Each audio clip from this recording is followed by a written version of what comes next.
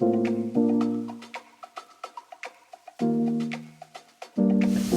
right behind me, we're working on a big project for Brian Barczyk's new aquarium that I'm sure you guys have heard about.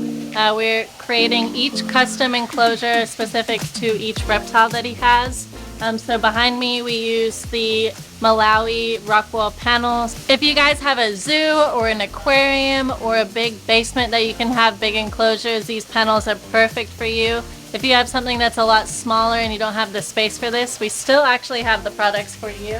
So we got our gray, this is our crevice background. We have our castle rock and our versatile flat sheets. And we have our brown ledge background here that's perfect for some little beauties. There's a lot more options online. Visit universalrocks.com and check them out.